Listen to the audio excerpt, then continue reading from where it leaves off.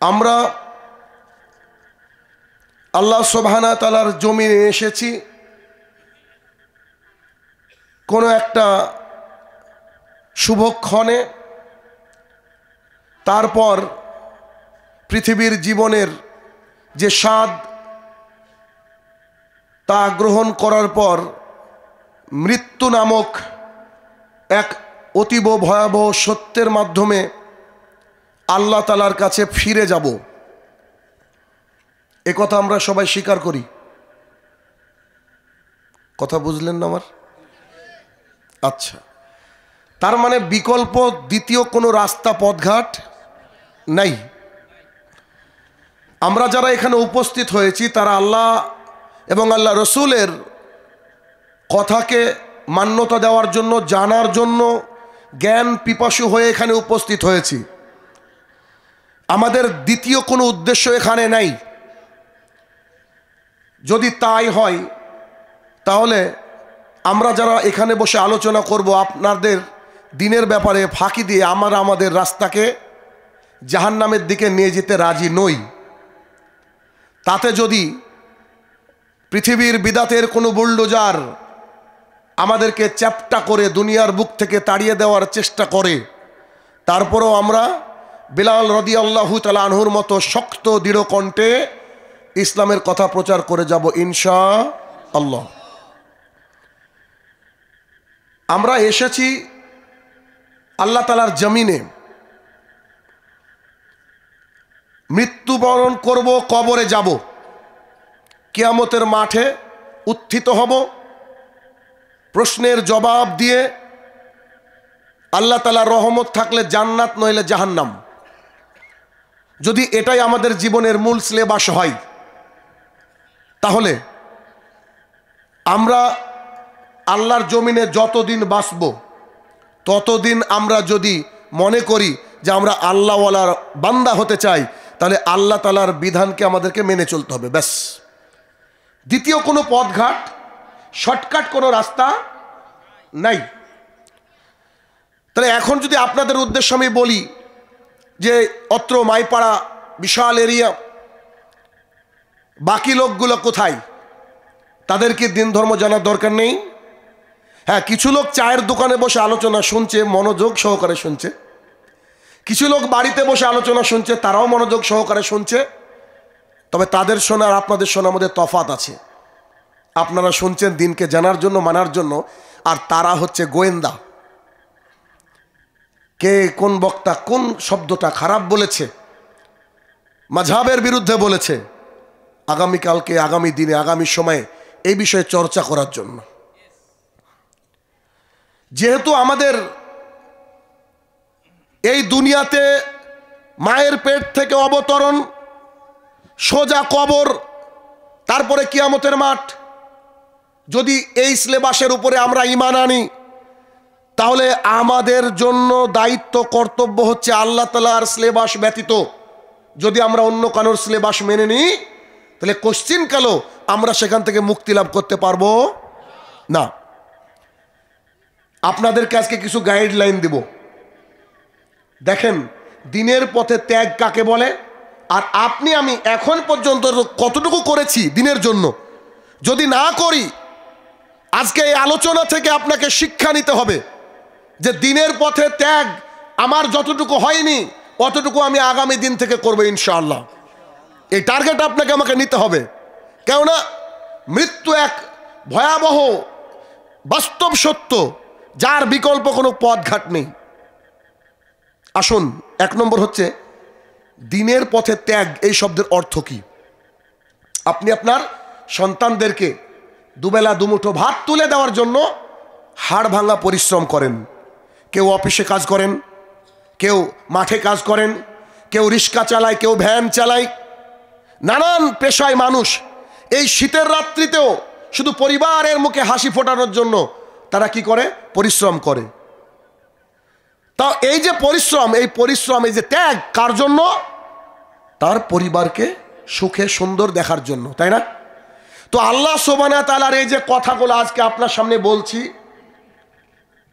দুজন বক্তা বলে গেলেন, কোথায় সে মক্কা, কোথায় সে মদিনা, ওই কথাগুলো আজকে মাইপাড়ায় পৌঁছে দেওয়ার জন্য আপনি কি মনে করেন কোনো মেহনত নাই? নিশ্চয়ই মেহনত আছে। যেই মুহাম্মদ সাল্লাল্লাহু আলাইহি সাল্লামকে আমরা দেখিনি, তার কথা এখানে এসে আমরা হুবহু শুনছি। নিশ্চয়ই পেছনে বড় শ্রম রয়েছে, বড় পরিশ্রম রয়েছে।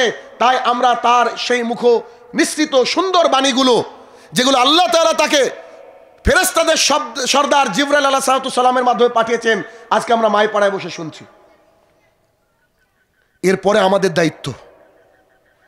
তাহলে দিনের পথে ত্যাগ কাকে বলে? যে ত্যাগ, যে বিসর্জনের মাধ্যমে দিনের পতাকাকে উপরের দিকে উড্ডয়ন করা যায়, সেগুলো হচ্ছে দিনের পথে ত্যাগ। দেখি আজকে কজনের ঈমান আমরা উজ্জীবিত করতে পারি আলোচনা শুনে। তার প্রথম অংশ একেবারে পয়েন্ট পয়েন্ট করে শুনে রাখবেন। আমি বলেছিলাম কোনো একদিন যে আলোচনা শুনবেন এইভাবে খাতা কলম নিয়ে বসবেন, যে হাদিসটা আপনার জানা নাই খুব শর্ট করে নোট করবেন, ওইটা গিয়ে স্ত্রীকে শোনাবেন, ছেলে মেয়েকে শোনাবেন। জীবনকে পরিবর্তন করার লক্ষ্যে যদি আমাদের এই মাহফিলের আয়োজনগুলো হতো, আল্লাহি জীবন পরিবর্তন হতো। কিন্তু আমাদের মাহফিলের এই অবস্থা এত খারাপ যে এখান থেকে বক্তার বক্তৃতা শুনে বাড়িতে যাচ্ছে, যাওয়ার সময় সিগারেট ধরিয়ে যাচ্ছে। এরকম লোকের অভাব নেই। তাহলে কি শুনলেন আর কি বুঝলেন? তাহলে প্রথম আমাদের ত্যাগ দিনের জন্য, তা হচ্ছে দিনের জন্য জীবনকে উৎসর্গ করে দিতে হবে। খুব কঠিন একটা বিষয়। প্রথম কথা কি করতে হবে বলেন? দিনের জন্য জীবনকে উৎসর্গ করে দিতে হবে। প্রথম পয়েন্ট মগজের মধ্যে ঢুকিয়ে নেন, দিনের জন্য জীবনকে উৎসর্গ করে দিতে হবে। কেন দিব? আপনার কথাই তো আমরা দিব না। দেওয়ার এই পেছনে কারণ কি আসেন আপনাকে আমি শোনাই।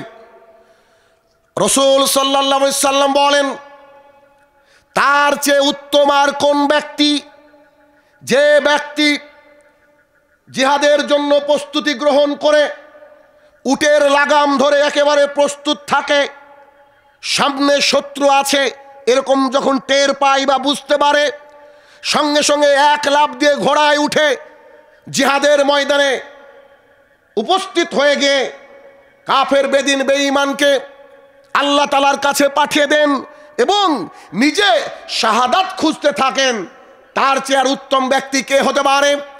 অথবা রাসূলুল্লাহ সাল্লাল্লাহু আলাইহি সাল্লাম অথবা এই বাক্য বলার পরে বললেন, তার চেয়ে উত্তম ব্যক্তি কে হতে পারে? দিন ইসলামের সঠিক যে বুঝ, এই বুঝটা নিয়ে ছাগল গরু ভেড়া তার যা যতটুকু রয়েছে তা নিয়ে কোনো পাহাড়ের উপরে অথবা পাহাড়ের পাদদেশে গিয়ে একা একা কোরআন এবং সুন্নাহ মোতাবেক আমল করে সালাত সিয়াম হজ যাকাতের জন্য নিজেকে পাবন করে দেয়, তার চেয়ে উত্তম আল্লাহর জমিনে আর কে হতে পারে? মুসলিম শরীফের হাদিস। আমরা যে কথা বলবো তার নবী এবং আল্লাহর কথা বলবো, কারণ সব জবাব আল্লাহ তাআলার কাছে গিয়ে দিতে হবে। হাদিস কোথাকার? মুসলিম শরীফ, হাদিস নম্বর 1889, 1889। কি সুন্দর কথা। রাসূলুল্লাহ সাল্লাল্লাহু আলাইহি সাল্লাম বললেন যে তার চেয়ে, তার জীবনের চেয়ে উত্তম জীবন আর কি? যে জীবন আল্লাহ তাআলার জন্য কতটা রেডি, যে আমার বাড়িতে যে ঘোড়াটা রয়েছে, যে গাড়িটা রয়েছে, আমি ঘোড়ার কথা উদাহরণ দিচ্ছি। আল্লাহ রসুল বলেছেন আমি ঘোড়ার লাগামটা ধরে আছি। যেই আল্লাহ রসুল বলেছে যে চলো জিহাদের ময়দানে, আমি ঝাঁপিয়ে পড়েছি, আমরা দাঁড়িয়ে পড়েছি।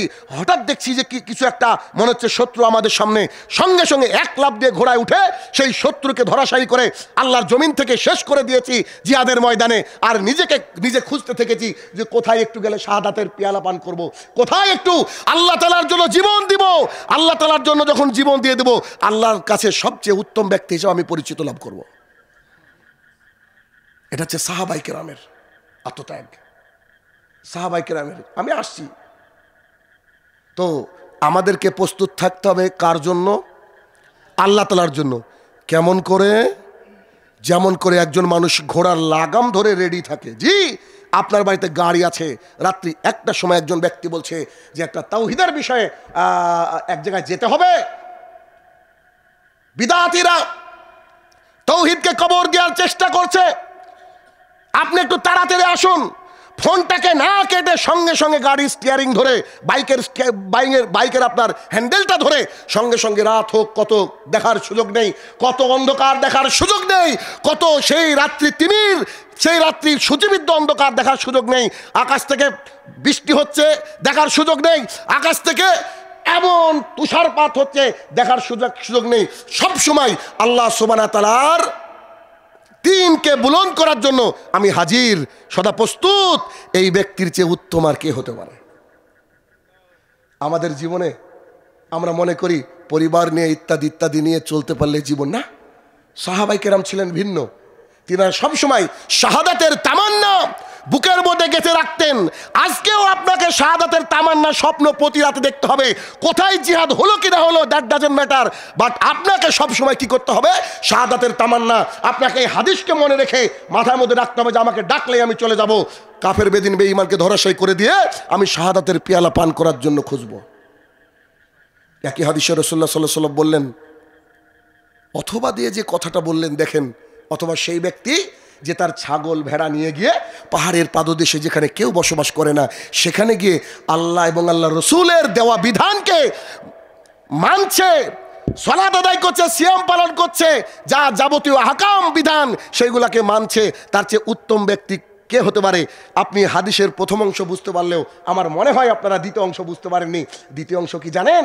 দ্বিতীয় অংশ মানে যখন সমাজে বিদআতে ছয়লাভ হয়ে যাবে, যখন সমাজের মধ্যে দ্বীনের নামে অদ্বীন চলে আসবে, ওই মুহূর্তে যদি আপনি দ্বীনের সঠিক কথা, হক কথা জাতির সামনে প্রকাশ করতে চান, তখন আপনাকে এলাকার মানুষ বিতাড়িত করবে, আপনাকে এলাকার মানুষ বাড়ির থেকে বের হতে দেবে না, আপনাকে এলাকার মানুষ বলবে সন্ত্রাসী, আপনাকে এলাকার মানুষ বলবে রিয়ালখোর, আপনাকে এলাকার মানুষ বলবে যে আমেরিকা থেকে সাহায্যপ্রাপ্ত, নানান অপবাদে যখন ভূষিত করবে, সেই সময় আপনি আল্লাহ রসুলের কথা ভেবে, আল্লাহ তাআলার কথা ভেবে যে হক দিন আমাদেরকে দিয়ে গিয়েছে তাদের সাথে আপনি মিশলেন না।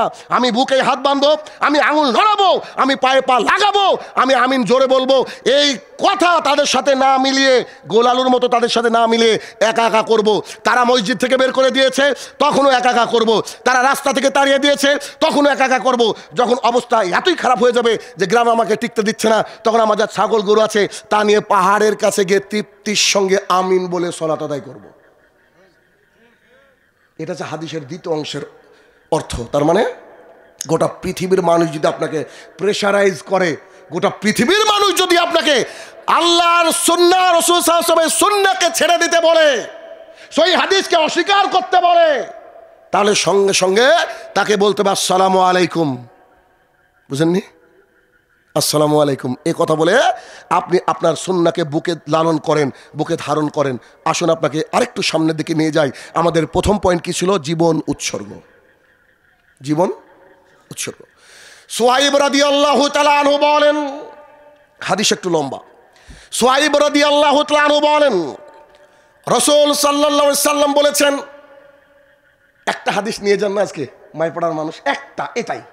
আরো হাদিস আছে তখনও বলবো, কিন্তু একটা হাদিস নিয়ে যান, দেখেন ঈমান কাকে বলে আর উৎসর্গ কাকে বলে, একটু দেখেন। সুহাইব রাদিয়াল্লাহু তাআলা আনহু বলেন, রাসূল সাল্লাল্লাহু আলাইহি সাল্লাম বলেছেন, তোমাদের পূর্ববর্তী জামানায় এক বাদশা ছিল, সেই বাদশার কাছে একটা জাদুকর কাজ করত। জাদুকর ধীরে ধীরে বৃদ্ধ হয়ে যাচ্ছিল। জাদুকর বাদশাকে বললেন, বাদশাহ আপনি আমাকে একটা যুবক ছেলে দেন, যাকে আমি এই জাদুবিদ্যা শিক্ষা দিব। তিনি বলেন, আচ্ছা ঠিক আছে, আপনাকে আমি একজন যুবককে দিচ্ছি। একজন যুবককে তার কাছে সোপর্দ করা হলো।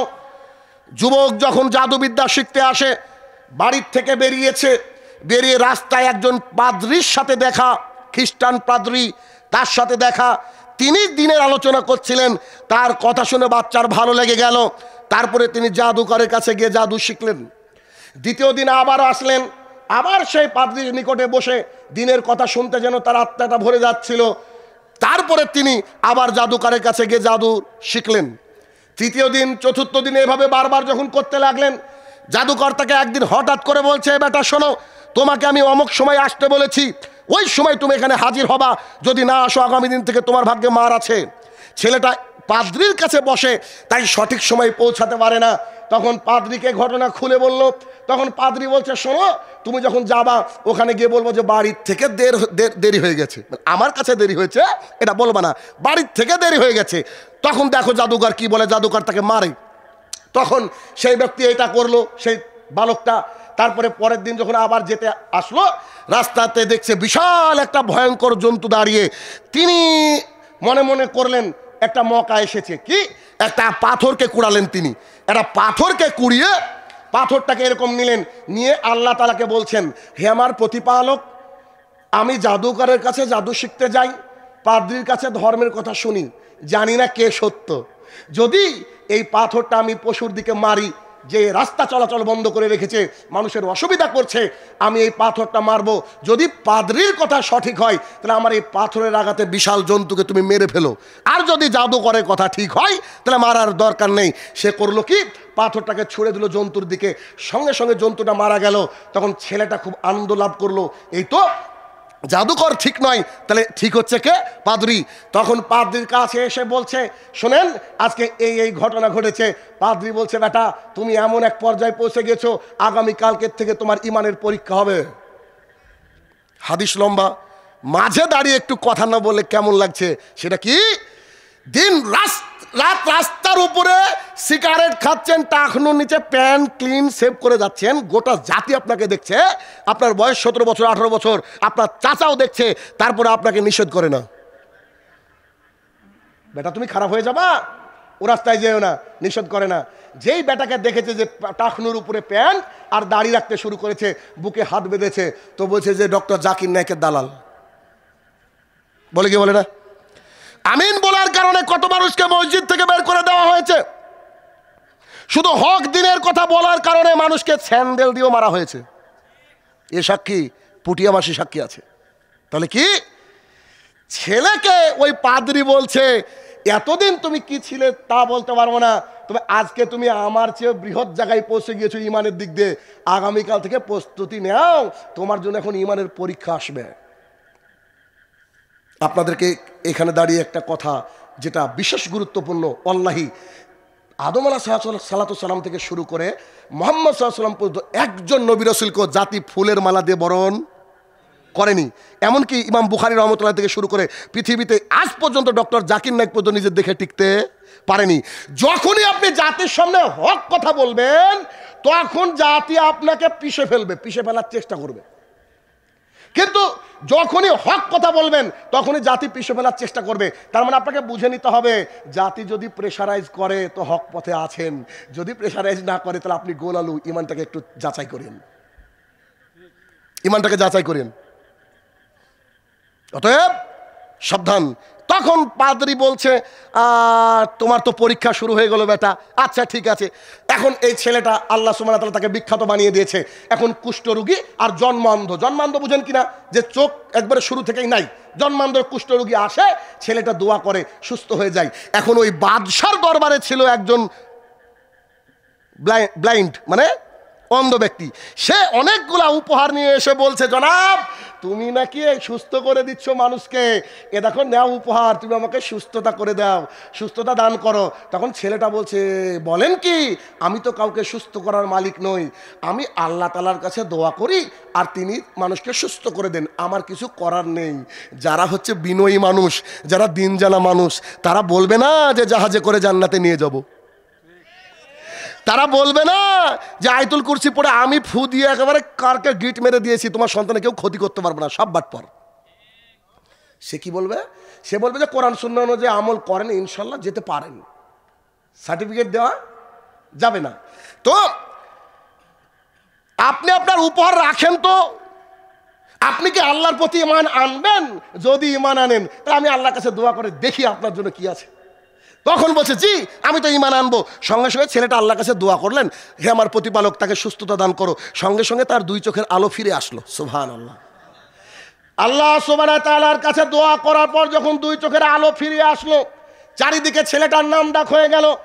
পরের দিন এইভাবে বাদশা বসে আছে, জি এভাবে হাদিসে নাই, আপনাকে বোঝানোর জন্য।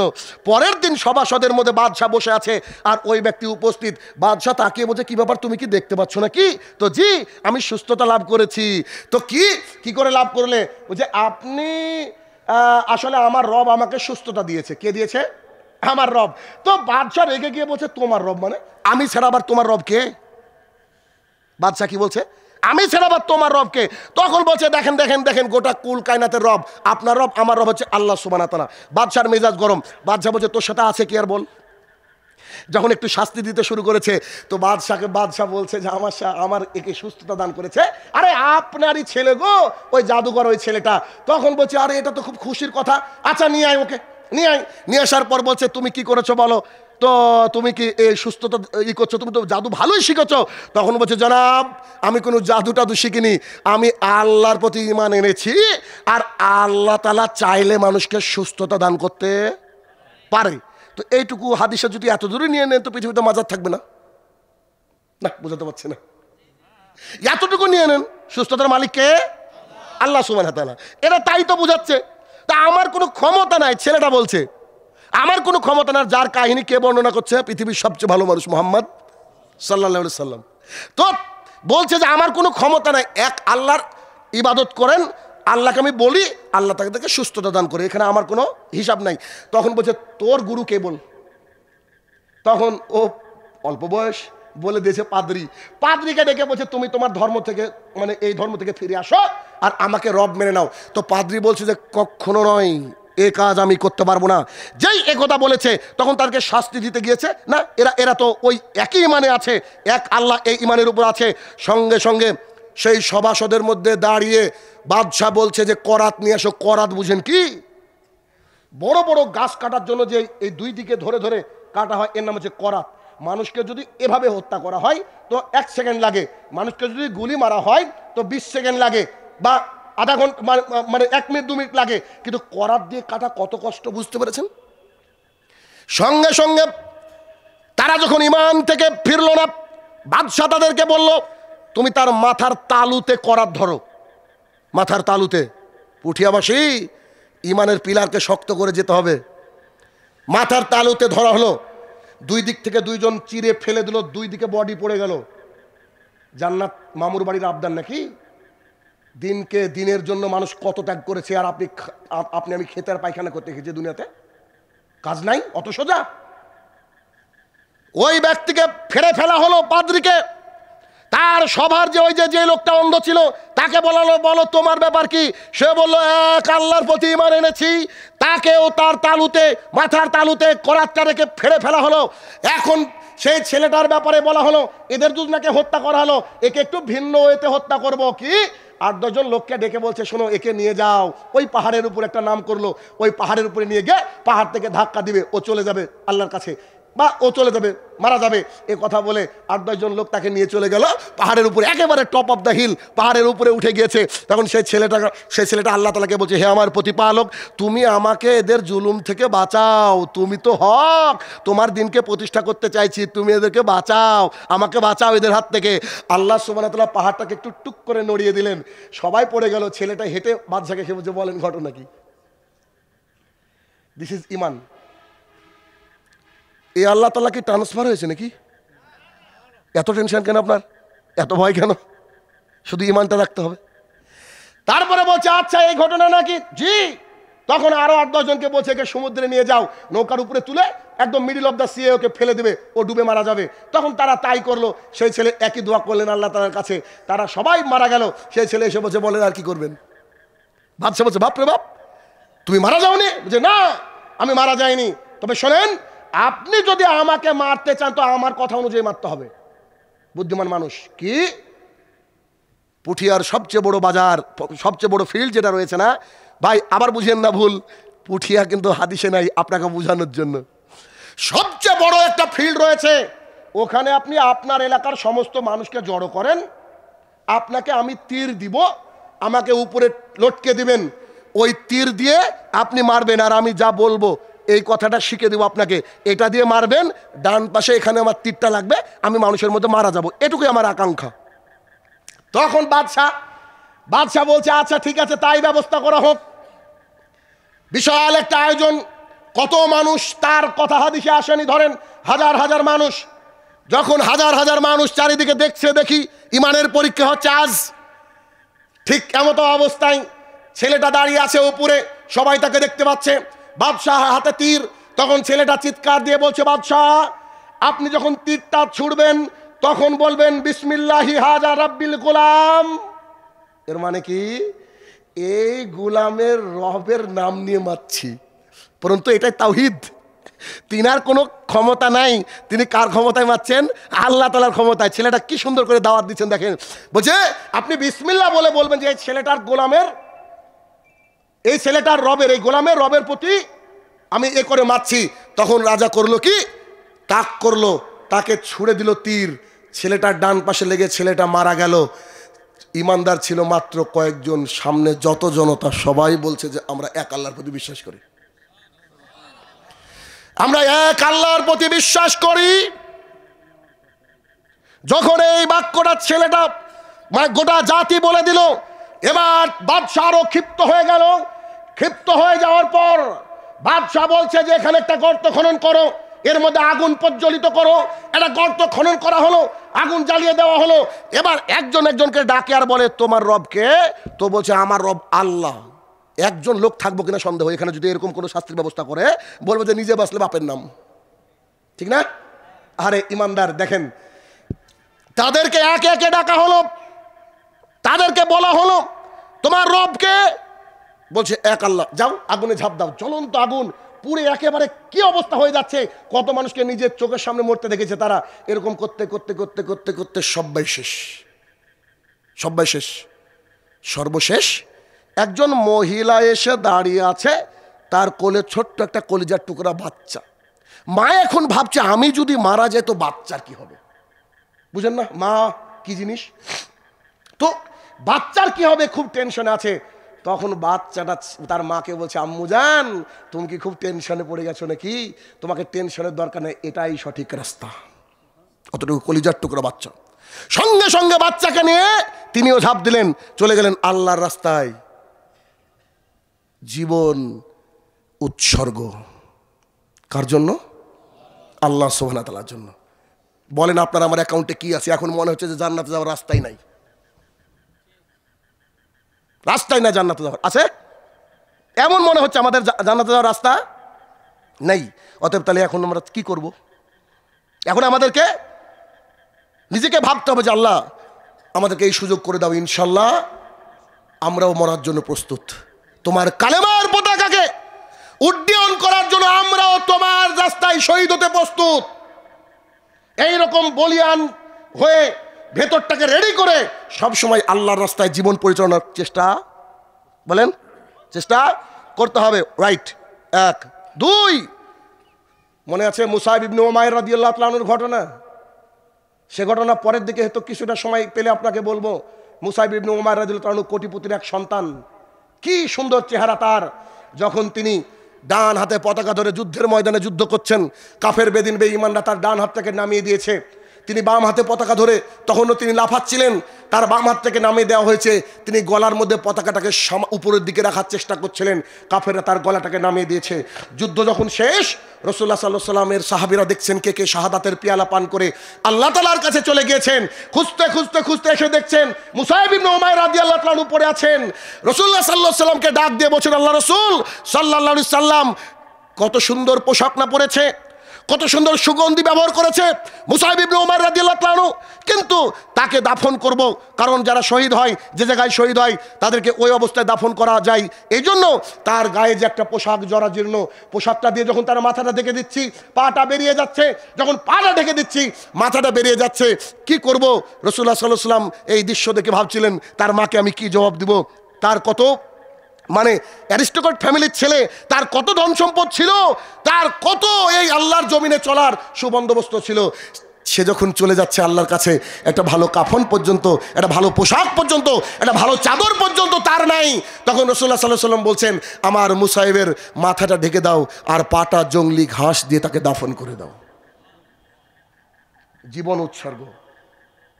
3 নম্বর, বিলাল রাদিয়াল্লাহু তাআলা আনহু। উৎসর্গের কথা বলবো না, তিনি কতটা চেষ্টা করেছেন। পরের বাড়িতে খান, পরের বাড়িতে চাকরের কাজ করেন, তার সামনে যখন আল্লাহ রসুলের কথা শুনতে পেলেন, তিনি বলছেন আহাদ, তখন তার মালিক এসে এরকম একটা মূর্তি নিয়ে বলছে, বল এটা হবল তোর, আমার মাবুদ বল এটা হবল। তখন বলছে আপনার আমার হবলের মাবুদ হচ্ছে আল্লাহ তাআলা। বুকের উপরে বুট জুতো দিয়ে দাঁড়িয়ে আছে, অসহনীয় পাথর বিলালের বুকের উপরে। এমন তো অবস্থায় তাকে বলছে এবার আহাদ। তিনি মারতে মারতে ক্লান্ত হয়ে গেছেন। আশ্চর্য কথা, মারতে মারতে তিনি ক্লান্ত হয়ে গেছেন।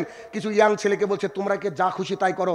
ইয়াং ছেলেরা গলার মধ্যে দড়ি পেঁচিয়ে একবারে তপ্ত বালুকমায় প্রান্তর দিয়ে, যাদের এলাকায় বালু আছে, বালু উত্তপ্ত যখন রোদ হয় তখন বালুর কি অবস্থায় চিন্তা করেন, সেই বালুর উপর দিয়ে তাকে খালি গায়ে টানছে। আর কোনো ছেলেরা, ইয়াং ছেলেরা করছে কি, তাকে এভাবে পাথর দিয়ে চিরে দিচ্ছে, দেহটা ফিনকি দিয়ে রক্ত বেরাচ্ছে, আর তারা হাসছে। এটা হচ্ছে বিলাল রাদিয়াল্লাহু তাআলা আনহু। আপনার আমার এখনো কি এরকম পরিস্থিতি এসেছে? খুব বড় ইমানদার মনে করছে আমরা। এখন তো দেখছি ঝুলিতে কিছুই নাই। কি করেছে আল্লাহ তাআলার জন্য? চলে যেতে হবে, কথাও সত্য। এই জন্য আল্লাহ তাআলার জমিনে আপনার আমার দুনিয়ার বুকে চলতে গেলে 95% আল্লাহর জন্য কাজ করতে হবে, আর 5% নিজের। আমরা ঠিক উল্টো, 95% নিজের, 5% আল্লাহ। সকাল থেকে হিসাব করে দেখেন, 5 ওয়াক্ত সালাত ছাড়া আমাদের অ্যাকাউন্টে কিছুই নাই। অথচ সাদকা করার কথা ছিল, অথচ জিকির আজগার করার কথা ছিল, অথচ বউকে পর্দা রাখার কথা ছিল, অথচ হারাম ব্যবসাকে ত্যাগ করার কথা ছিল। এগুলো আমাদের অ্যাকাউন্টে কিচ্ছু নাই। তাও আমরা জান্নাতের আশা করি। জি, আশা করতে হবে, কথা সত্য। তবে বক্তৃতা শুনে পরিবর্তন হতে হবে, কথা সত্য। জীবনকে পরিবর্তন করতে হবে ভাইরা আমার। কখন কার ডাক চলে আসে পৃথিবীতে আমরা কেউ জানি না। অতএব দিনের জন্য যদি কখনো কোনো সুযোগ আসে যে জীবন উৎসর্গ করার, আমরা কি রাজি আছি? মাশাআল্লাহ, আল্লাহ তাআলা আমাদের হাতকে কবুল করুক, আল্লাহুম্মা আমিন। তাহলে 1 নম্বর আমাদের পয়েন্ট গেল কি, জীবনকে উৎসর্গ মনে থাকবে কিনা? 10 বছর মনে রাখবেন, পারলে আজীবন মনে রাখবেন। কারণ কোরআন এবং সুন্নাহ মনে রাখার মতোই জিনিস। সব ভুলে যান, দামি বাড়ির জমি পর্চা, তার আপনার দাগ খতিয়ান সব ভুলে যান, কিন্তু হাদিস ভুলবেন না। যখনই হাদিসকে আপনি মূল্যায়ন করবেন, দেখবেন আপনার ঈমান বেড়ে যাবে ইনশাল্লাহ। এটা মানুষের বৈশিষ্ট্য হওয়া উচিত। এরপরে আমরা 2 নম্বর পয়েন্ট দেখব, সেটা কি? এতক্ষণ জীবন দেখলাম, তাই না? এতক্ষণ কি দেখলাম? জীবন দেখলাম। এখন আমরা দেখব যে অর্থ সম্পদ দিয়ে দিনের কাজ, অর্থ সম্পদ দিনের জন্য উৎসর্গ কতটুকু কে দিয়েছে এটা আল্লাহ তাআলাই জানে। আজকের আলোচনা শুনি আমরা, শোনার পরে দেখি যে অর্থ সম্পদ কি আছে। আমি কয়েকটা উদাহরণ দিব, জীবন পরিবর্তন হওয়ার মতো উদাহরণ। সেটা কি? নাম শুনেছি আবু তালহা রাদিয়াল্লাহু তাআলা আনহু, শুনেছি না? আবু তালহা রাদিয়াল্লাহু তাআলা আনহু রাসূলুল্লাহ সাল্লাল্লাহু আলাইহি ওয়াসাল্লামের পিছনে সালাত আদায় করছিলেন। কোরআনুল কারীম তেলাওয়াত করতে গিয়ে আল্লাহ রাসূল সাল্লাল্লাহু আলাইহি ওয়াসাল্লাম বলেছেন যে তোমরা তোমাদের প্রিয় বস্তু হতে যতক্ষণ না দান করছো, তোমরা তোমাদের কি থেকে প্রিয় বস্তু হতে যতক্ষণ না দান করছো, ততক্ষণ তোমরা পূর্ণাঙ্গ মুমিন হতে পারবে না। আমরা ভিখারিকে ভিক্ষা দেওয়ার সময় মানিব্যাগটা বের করে সবচেয়ে পচা নোটটাই খুঁজি। আমি একটা পোশাক পরেছি, আমার একজন ভাই যেন এই পোশাক মার্কেটেই খুঁজে না পায় তার চেষ্টা করি। কি করি না? এটা আমাদের বৈশিষ্ট্য। আবু তালহা রাদিয়াল্লাহু তাআলা আনহু যখন এই কোরআনুল কারীমের আয়াতটা তার কর্ণকুহরে প্রবেশ করলো, আল্লাহ তাআলা বলে কি, আমি নাকি পূর্ণাঙ্গ ইমানদার হতে পারি না, মুমিন হতে পারি না যতক্ষণ না আমি নাকি আল্লাহর রাহে আমার প্রিয় বস্তু আমি দান করি না, আমি নাকি প্রিয় হতে পারি না। সঙ্গে সঙ্গে তিনি সালাত শেষ করে দাঁড়িয়ে গিয়ে বলছেন, আল্লাহ রাসূল সাল্লাল্লাহু আলাইহি সাল্লাম, আপনি তো জানেন আমার একটা বাগান আছে, নাম হচ্ছে বাইরুহা। তো জি, খুব সুমিষ্ট খেজুর হয়, পানির ব্যবস্থা আছে। বলছি আল্লাহ তাআলা যে এই কথা বললেন যে তোমরা তোমাদের প্রিয় বস্তু আল্লাহর রাস্তায় দান করো, আমি এই আয়াতটা শুনে নিজেকে ঠিক রাখতে পারিনি। হে আল্লাহ রাসূল সাল্লাল্লাহু আলাইহি সাল্লাম, আমি আপনার হাতে ওই বাগানটাকে তুলে দিলাম। আমি আপনার হাতে বাগানটাকে তুলে দিলাম। আপনার যাকে ইচ্ছা আপনি এখন দিয়ে দিতে পারেন, ফি সাবিলিল্লাহ, আল্লাহর রাস্তায় আমি এটাকে দিয়ে দিলাম। তখন রাসূলুল্লাহ সাল্লাল্লাহু আলাইহি সাল্লাম মুস্কি হাসলেন, এবং বললেন কতই না সুন্দর সিদ্ধান্ত, কতই না উত্তম কথা।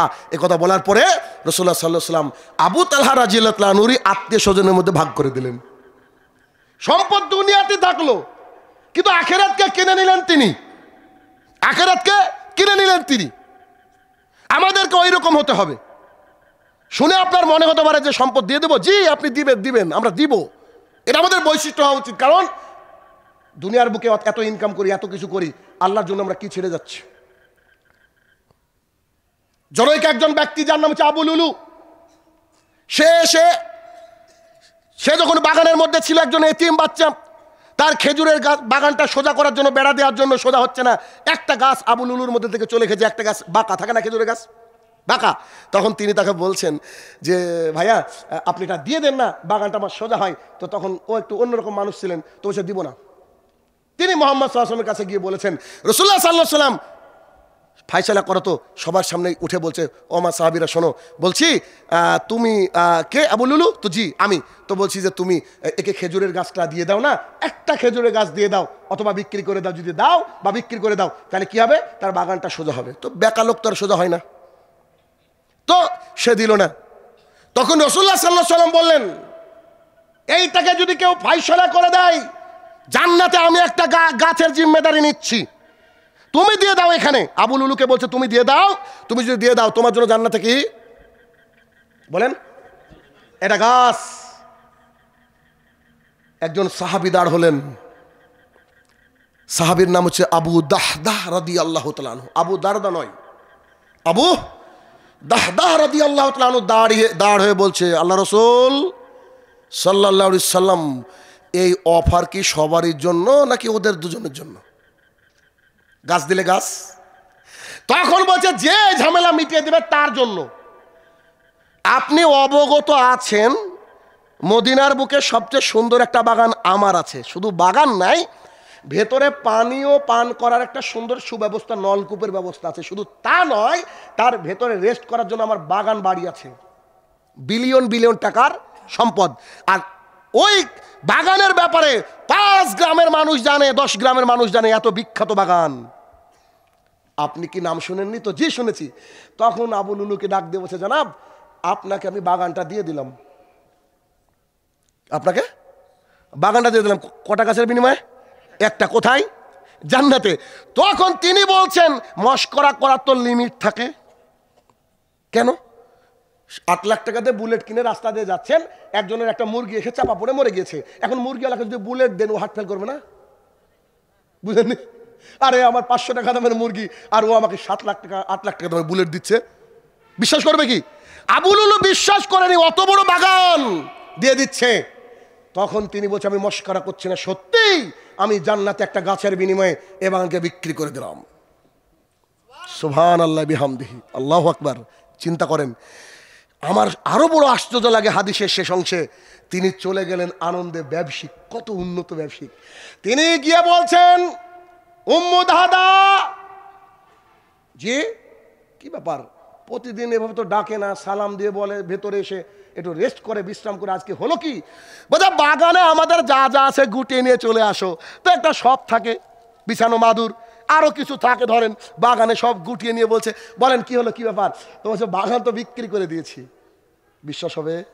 তিনি বলছেন, মদিনার বুকে আমাদের বাগান কেনার ক্ষমতা এরকম কারো আছে কি? তো আশ্চর্য। আমি যদি বলি যে পুঠিয়ার রাজবাড়ি কিনে নিয়েছি, বিশ্বাস করবেন? আমি তো গরিব মানুষ, আশ্চর্য কথা না? তো বলছে যে আমি বাগানকে বিক্রি করে দিয়েছি। তার স্ত্রীর বিশ্বাস হয়নি, কে নিবি, এত টাকা কার আছে? তখন বলছে যে আমি বাগানকে বিক্রি করেছি জান্নাতে একটা খেজুরের গাছের বিনিময়ে, আল্লাহ রাসূল সাল্লাল্লাহু আলাইহি ওয়াসাল্লামের কাছে। ওর মাধ্যমে, আল্লাহ রাসূল সাল্লাল্লাহু আলাইহি ওয়াসাল্লামের মাধ্যমে আমি এই ব্যক্তিকে দিয়েছি। ইনার কথা শুনে আমার মাথায় কাজ করে না। আমাদের স্ত্রীরা যদি হতো তো কি বলতো নিশ্চয়ই বুঝতে পারছেন, ওদিকে যাচ্ছি না। তিনি বলছেন সুবহানাল্লাহ বিহামদিহি, আরে আমার স্বামী যে এত বড় ব্যবসায়িক আজকে প্রথম জানলাম। সুবহানাল্লাহ, আমার স্বামী যে এত বড় ব্যবসায়িক আমি প্রথম জানলাম। জান্নাতে একটা গাছের বিনিময়ে দুনিয়াকে বিক্রি করে দিয়েছে। এর নাম হচ্ছে আবু দাহদা রাদিয়াল্লাহু তাআলা আনহু। কি দিয়েছেন জীবনে? 3 বস্তা সিমেন্ট দিয়ে বলছে যে সর্বোচ্চ দাতা আমি। ইস, লজ্জা করে না? এত বড় দান করে দিয়েছেন, আর তার স্ত্রী কোয়ালিটিটা কি খেয়াল করেন, যে আমার স্বামী কতই না উন্নত বিজনেসম্যান। তো আমার এখানে একটা এক্সট্রার কথা, এটাকে ধরেন না, আমার যেন মনে হয় যে তিনি এই হাদিসটা জানতেন। রাসূলুল্লাহ সাল্লাল্লাহু আলাইহি ওয়াসাল্লাম বলছে, জান্নাতে যে গাছ আল্লাহ তাআলা দিবে মানুষকে, সেই গাছের নিচে একজন পাতলা দুবলা অশ্বারোহী, মানে ঘোড় চালক। পাতলা দুবলা কেন বললো? মানে মোটা মানুষ তো খুব জোরে যেতে পারে না। পাতলা দুবলা অশ্বারোহী, গাছের এটা গোড়া, ধরেন এটা একটা গাছ, এটা একটা গাছ, এই গাছের গোড়া, এখান থেকে ঘোড়া চালাতে শুরু করলো। 1 মাস ঘোড়া চালিয়ে গিয়ে দেখছে ক্লান্ত, 1 মাস পর, 1 মাস মানে বুঝতে পেরেছেন, 1 মাস ঘোড়া চালিয়ে গিয়ে উপরের দিকে তাকিয়ে দেখছে ওই গাছের ডালপালা ওখানে। কি দিয়ে বুঝাই?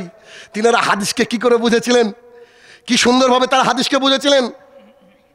তাদের কত সরলতা ছিল, ইসলামের জন্য কত খেদমত ছিল।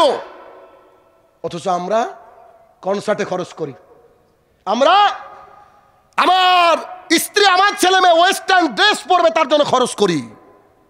এদেশের মাটিতে ইহুদি খ্রিস্টানদের কালচার করার জন্য 31st নাইট পালন করার জন্য ছেলেকে 5,000-10,000 টাকা দিই।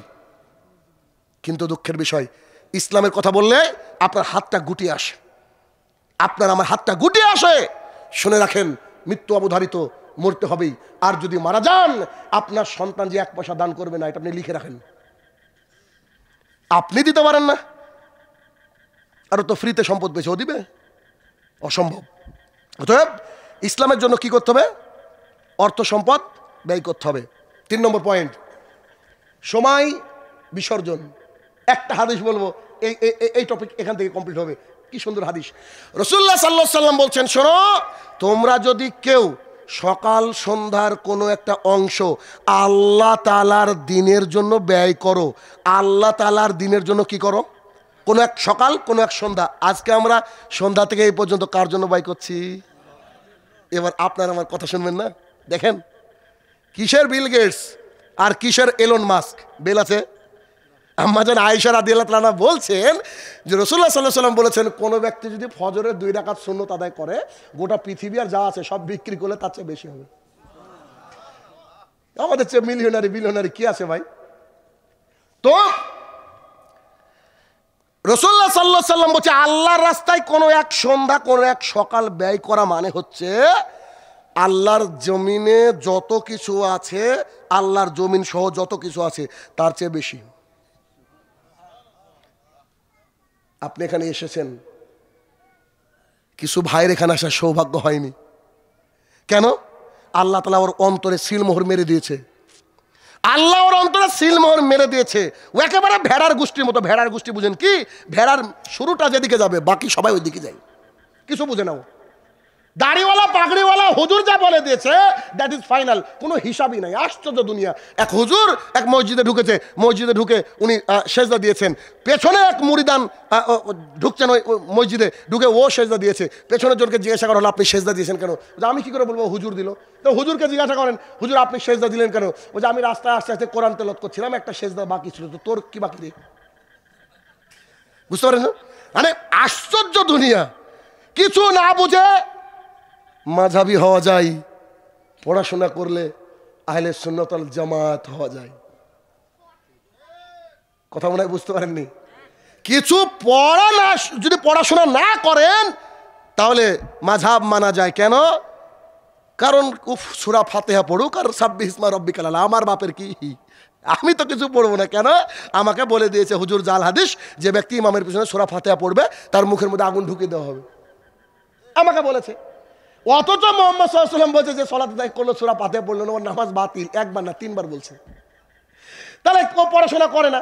তো পড়াশোনা না করলে মাযহাবী হওয়া যায়, আর পড়াশোনা করলে অটোমেটিক আহলে সুন্নাত ওয়াল জামাত অর্থাৎ আহলুল হাদিস হওয়া যায়। একটু পড়াশোনা করে দেখেন না আপনি, দেখেন আপনার কিতাবটা দেখেন আপনি, দেখলে দেখবেন আপনি সঠিক পথে চলে আসবেন। তাহলে কি কি হলো?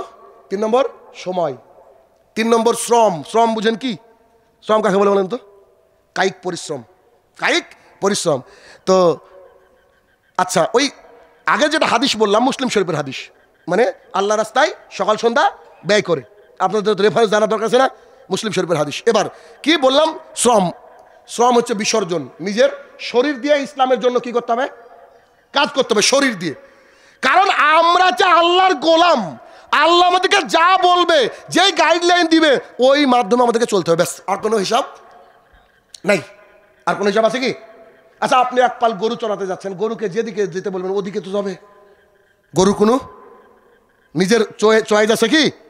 তা আমরাও আল্লাহ তাআলা রাখাল, আমরা আর আল্লাহ তাআলা কি বলেন? আমরা আল্লাহ সুবহানাহু ওয়া তাআলার হচ্ছে গোলাম। আল্লাহ আমাদেরকে বলছে হাইয়া আলাস সালাহ, মুয়াজ্জিনকে দিয়ে ফজরে, কি যে ঘুম আসলো, কিন্তু আর ঘুমাতে পারবো না। কেন? আমরা যে গোলাম, আল্লাহ যে ডাকছে তার প্রিয় জায়গা মসজিদে, তাই আমরা চলে গেলাম। তাহলে কি কায়িক শ্রম, শ্রম। এই শ্রম দেখেন আপনি আমি কত বড় মানুষ। সেটা কি? যখন খন্দকের যুদ্ধের কাজ চলছিল, খন্দকের যুদ্ধের যখন কাজ চলছিল, সবাই যখন পরীক্ষা খননের কাজ করছিল, পরীক্ষা বুঝেন কিনা? ক্যানেল খননের কাজ যখন চলছিল, তখন সবাই সাহাবায়ে কেরাম যতজন উপস্থিত ছিলেন, সবাই পেটে খিদে নিয়ে সবাই কি করলেন? কাজ করছিলেন। এমত অবস্থায় মুহাম্মদ সাল্লাল্লাহু আলাইহি সাল্লামকে দেখা গেল, তিনিও যখন ওই ক্যানেলটাকে খনন করতে গেলেন, তিনার পেটে, তিনার পুরো শরীরের জুব্বা জামা যা ছিল, তাতে তার ওই মাটি ধুলো ধূসরিত হয়েছিল। মুহাম্মদ সাল্লাল্লাহু আলাইহি সাল্লাম, আরে একবার চিন্তা করেন, মসজিদের সেক্রেটারি হয়েছেন, সভাপতি হয়েছেন, শুধু জুমার দিনে যায়, শুকুর আলী, ও খালি হিসাব ধরতে যায়, আর কিছু নাই। ও মনে করে এটাই মুসলমান। ওর জন্য আবার যদি সঠিক জায়গায় জায়গা না রাখা হয়, তাহলে তো পরের দিন আবার ভাগ্য খারাপ আছে কমিটির। আশ্চর্য দুনিয়া, আল্লাহ রসুল নিজে পরীক্ষা খনন করছেন। আপনি কে? কিসের আপনার মূল্য? আপনি যদি জুমার দিনে সর্বশেষ কাতারে আসেন, আপনাকে সর্বশেষ কাতারেই দাঁড়াতে হবে। আপনার জন্য কোনো রাস্তা বরাদ্দ নাই যে আপনি ইমামের পিছনে গিয়ে দাঁড়াবেন। এমনি তো আপনি সুদখোর ঘুষখোর মানুষ, আপনার পিছনে জায়গা, আপনার লজ্জাই নাই, তাই আপনি ওখানে গিয়ে আপনার নিজের জায়নামাজ খোঁজেন। আপনি আছে না এরকম? অনেক মসজিদ আছে। তাহলে কি? এই আবু সাইদ খুদরি রাদিয়াল্লাহু তাআলা আনহু বলেন, এই হাদিস শুনেন কি মজার। আবু সাইদ খুদরি রাদিয়াল্লাহু তাআলা আনহু বলেন, অনেক ছোট একজন সাহাবী, তাই না? অনেক ছোট সাহাবী আবু সাইদ খুদরি। কে কে নাম শুনেছেন হাত তোলেন তো? মাশাআল্লাহ। এখান দেখেছেন কত বড় সৌভাগ্য আপনাদের, আপনার সাহাবীর নামও জানেন। অনেককে জিজ্ঞাসা করেন অনেককে কি যে হুজুরের দ্বারা পরিচালিত হয় আমাদের সমাজ, ওই হুজুরকে একটা টপিক দিয়ে দেন, 10টা হাদিস পেটে বোম মারলে বাড়াবে না। আর আপনারা তো অন্তত সাহাবীর নাম শুনে বুঝতে পারবেন যে যাক আলহামদুলিল্লাহ আমরা কি সাহাবীর নাম জানি। আবু সাইদ খুদরি রাদিয়াল্লাহু তাআলা আনহু বলেন, যখন মসজিদে নবমী, আল্লাহ রসুলের মসজিদ মদিনায়, জাননি? যারা হজ করেছেন তারা গিয়েছেন। রাসূলুল্লাহ সাল্লাল্লাহু আলাইহি সাল্লামের যে মসজিদুন নববী, সেটাকে যখন নির্মাণের কাজ চলছে, তখন আবু সাইদ খুদরি রাদিয়াল্লাহু আনহু বলছেন যে আমরা একটা একটা করে ইট বহন করছি। হয়তো ইট বড় ছিল বা এরকম কিছু, একটা একটা করে কি করছি? ইট বহন করছি। তো ইট বহন করছি নিয়ে গিয়ে রাখছি। এরকম করেছেন কেউ? মসজিদের জন্য ইট বহন করেছেন? যাক আলহামদুলিল্লাহ, সৌভাগ্য হয়েছে। দেখেছেন কত মানুষের। মসজিদের যখন কাজ, আল্লাহর যখন কাজ, তখন সবসময় কি করবেন? নিবেদিত প্রাণ হয়ে যাবেন, সবসময় নিবেদিত প্রাণ। তো তিনি বলছেন যে আমরা কি করলাম? একটা একটা করে ইট বহন করছিলাম। একজন সাহাবী তিনি করেছেন কি? 2টো ইট তুলেছিলেন। আব্দুর রহমান ইবনে আউফ, তিনি 2টো ইট তুলে বইছেন। তখন রাসূলুল্লাহ সাল্লাল্লাহু আলাইহি সাল্লাম তাকে দেখে বলছে, কি হয়েছে? তোমার সঙ্গী সাথীরা একটা করে বহন করে আর তুমি এই 2টো করে বহন করছো কেন? এইভাবে মুহাম্মদ সাল্লাল্লাহু আলাইহি সাল্লাম, সুবহানাল্লাহ, রাসূল সাল্লাল্লাহু আলাইহি সাল্লাম তার মাথা থেকে, মুখ থেকে ধুলো ঝেড়ে দিচ্ছেন আর কথাগুলো বলছেন। আমি অন্য জায়গায় ফোকাস করেছি। কি সৌভাগ্য সেই সাহাবীর, বুঝেননি? রাসূল সাল্লাল্লাহু আলাইহি সাল্লাম ঝেড়ে, মানে নিজের সন্তানকে, যেমন সন্তান পড়ে যায় মাটি থেকে তুলে তাকে সুন্দর করে ধুলো ঝেড়ে দেওয়া হয়, রাসূলুল্লাহ সাল্লাল্লাহু আলাইহি সাল্লাম করলেন কি? তার মাথা থেকে, মানে এই যেখানে যেখানে ধুলো লেগেছে, ইট বহা থেকে ধুলো লাগছে, যেখানে যেখানে ধুলো লেগেছে এই ধুলোগুলোকে ঝেড়ে দিয়ে বলছে, কি দরকার ছিল, সবাই একটা করে বহন করছে, তুমি কেন 2টো করে বহন করছো? তখন আব্দুর রহমান ইবনে আউফ রাদিয়াল্লাহু তাআলা বলছেন যে আমি 2টো করে বহন করছি এই জন্যে যে আমি আল্লাহ তাআলার কাছে এর বিনিময় আরো বেশি চাই, এই জন্য। সুবহানাল্লাহ। আল্লাহ তাআলার কাছে কি চাই?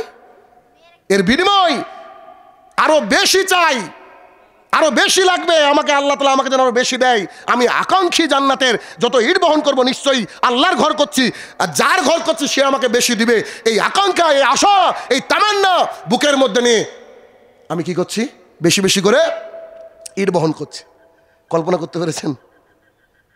একবার ভাবেন শুধু যে সাহাবায়ে কেরাম কতই না সুন্দর ইমানের অধিকারী ছিলেন, কতই না উত্তম চরিত্রের মানুষ তিনারা ছিলেন। আচ্ছা, এরপর আমাদের কি গেল? এটা শ্রম, নিজের কায়িক পরিশ্রম দিয়ে আমরা কি করব? ইসলামের পতাকাকে উঁচু করার চেষ্টা করব। রাজি আছেন না? মাশাআল্লাহ, ইনশাআল্লাহ।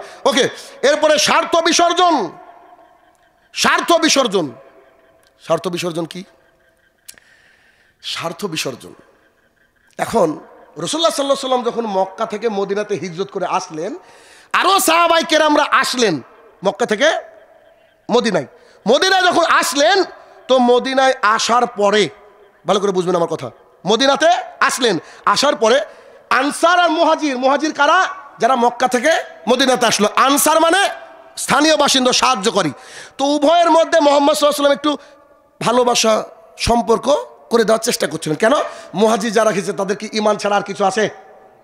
সব কিছু নিয়ে আসতে পেরেছে, জমি জমা বউ বাচ্চা সব রেখে গেছে। তো মুহাজির আনসারের মধ্যে রাসূলুল্লাহ সাল্লাল্লাহু আলাইহি ওয়াসাল্লাম কি করছিলেন? মানে সমন্বয় করে দেওয়ার চেষ্টা করছিলেন।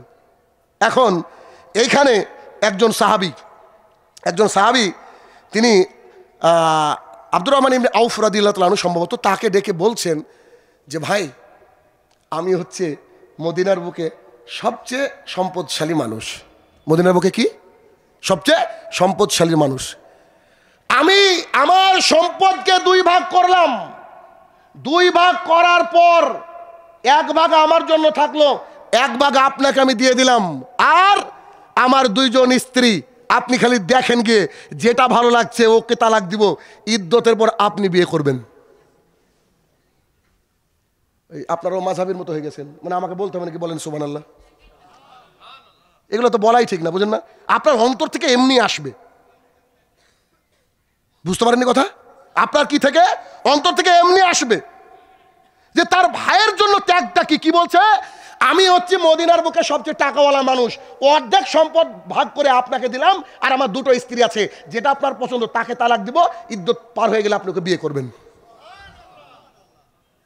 আরে সাহাবায়ে কেরাম, টার্গেট কি? জান্নাত, আর কিছু না। আমাদের মূল টার্গেটই হবে কি? জান্নাত। জান্নাত ছাড়া মুমিনের চোখে দুনিয়ার বুকে এত ভালো লাগা, এত কিছু থাকবে না। কিয়ামতের মাঠ, কবর যে কঠিন এবং জটিল জায়গা, এইগুলাকে খেয়াল রাখতে হবে আর সবসময় টার্গেট করতে হবে যে আমাদের মূল টার্গেট কি? আমরা জান্নাতে প্রবেশ করব। আমরা রাজি না? আমাদের ভাইদের জন্য, দ্বীন ইসলামের জন্য আমরা আমাদের যত স্বার্থ বিসর্জন দিতে পারবো না? অবশ্যই স্বার্থ বিসর্জন আমাদেরকে দিতে হবে। যতটা স্বার্থ আমার দ্বারা সম্ভব সেই স্বার্থ আমাদেরকে কি করতে হবে? বিসর্জন দিতে হবে, বিসর্জন দিতে হবে। কারণ আল্লাহ রসুলের সাহাবীরা হিজরতের পর দেখিয়েছেন কত স্বার্থ বিসর্জন, কত সাহাবায়ে কেরাম কত স্বার্থ বিসর্জন দিয়েছেন। কত দৃষ্টান্ত আপনাকে দেব, বহু দৃষ্টান্ত ইসলামের মধ্যে রয়েছে যে স্বার্থ বিসর্জন দিতে হবে। অথচ আজকে আমরা একে অপরের সাথে স্বার্থ নিয়ে সংঘাত করি, একে অপরে মারামারি করি। আমরা আমার স্বার্থ যেদিকে, আমি সেই দিকে আমার বাহনটাকে পরিচালিত করি, কিন্তু না, আমি আমার ভাইয়ের জন্য স্বার্থ করে দেব। পাশাপাশি জমি কিনেছেন অনেকে, আমরা আছি যে ওই জমির আল জানে ঠিক না হয় তার জন্য ঝামেলা করি। অথচ সেই ভাইয়ের জন্য জায়গাটাকে কি করতে হবে? প্রশস্ত করে দিতে হবে। এটা হচ্ছে আমাদের হিসাব, কিন্তু আমরা প্রশস্ত করি না। আমাদের স্বার্থকে ত্যাগ করতে হবে দিনের খাতিরে। যেমন কোনো অমুসলমান ভাই যদি ইসলাম গ্রহণ করে, তার যদি কোনো বাসস্থান না থাকে, তার যদি কোনো ব্যবসা না থাকে, তাহলে মুসলমানদেরকে এগিয়ে আসতে হবে ওই ভাইদেরকে সাহায্য করতে। এই বাংলাদেশের জমিনে এমনও জায়গায় আমি গিয়েছি যাদের কার্পেটের উপরে হাত দিলে নামাজ পড়া, আমার পেছনে যে ভাইয়ের আছে 2-3 জন সাক্ষী আছে। কার্পেট বুঝেন না? নামাজের কার্পেট, কার্পেটের উপরে হাত দিয়েছি, হাতের আঙুলগুলা ডুবে গিয়েছে। আরে বাপরে বাপ, মানে কি পরিমাণে ভিআইপি।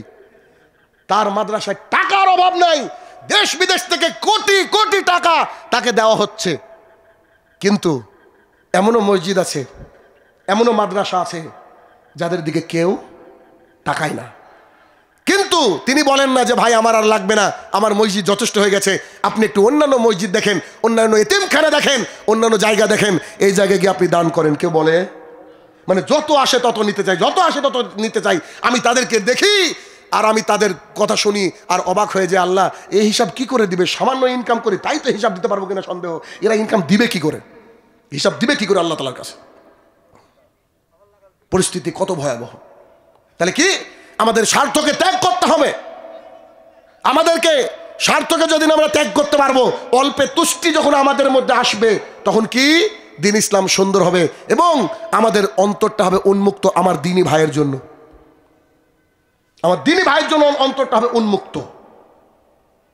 ওই আনসারী সাহাবীর মতো আমাদেরকে চেষ্টা করতে হবে, যখনই কোনো বেদিন ইসলামে দাখিল করবে তার খাওয়া থাকার ব্যবস্থা একটু, ইমাম যিনি আছেন মাজলুম মানুষ এমন আল্লাহর জমিনে অনেক আছেন, সেই ইমামদেরকে নিজের স্বার্থ ত্যাগ করে তাদেরকে